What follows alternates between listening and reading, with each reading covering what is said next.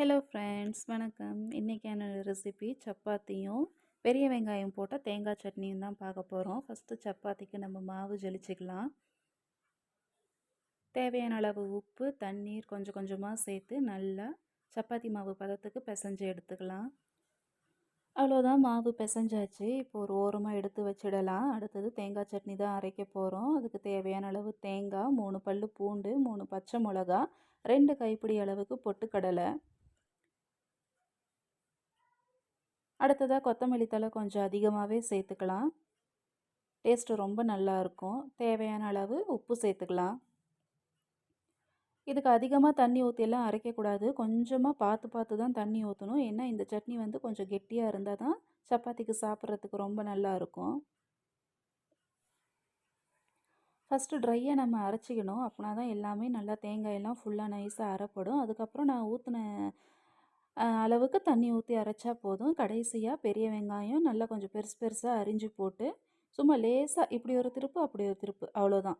இந்த கன்சிஸ்டன்சியில் தான் இருக்கணும் இந்த சட்னி. அப்படின்னா தான் நல்லாயிருக்கும். தேவைன்னா வேணும்னா மிக்ஸி ஜாரை கொஞ்சம் நீங்கள் அலசி கூட ஊற்றிக்கலாம், அவ்வளோதான். நீங்கள் தேங்காய் சட்னி அரைக்கும்போது ஒரு தடவை இந்த பெரிய வெங்காயம் சேர்த்து போட்டு அரைச்சி போட்டு பாருங்கள், ரொம்ப நல்லாயிருக்கும். கடைசியில் அந்த பெரிய வெங்காயம் ரொம்ப நைஸாக எல்லாம் அரைக்கக்கூடாது, வாய்க்கு கடிபடணும். அந்த அளவுக்கு அரைச்சா போதும். இப்போ அடுத்தது நம்ம சப்பாத்தி மாவு உருட்டி எடுத்துக்கலாம். மாவு ஒரு அரை மணி நேரத்துக்கு பக்கத்தில் நல்லா ஊறிடுச்சு. இப்போ சப்பாத்தி தேய்ச்சிடலாம். நான் வந்து எப்பயுமே கட்டம் போட்ட சப்பாத்தி தான் தேய்ப்பேன். நான் எப்படி தேய்க்கிறேன்னு பாருங்கள். இந்த மாதிரி நீங்கள் ட்ரை பண்ணி பாருங்கள். ரொம்ப நல்லா புஸ்ஸுன்னு நல்லா வரும் சப்பாத்தி. சாப்பிட்றதுக்கு ரொம்ப சாஃப்டாக இருக்கும். நடுவில் பாருங்கள், என் பையன் வந்து எவ்வளோ டிஸ்டர்ப் பண்ணுறான் பாருங்கள். எனக்கு வீடியோவே எடுக்க விட மாட்டேன்றான். கேமரா முன்னாடி வந்து கையை ஆட்டிக்கிட்டே இருக்கான்.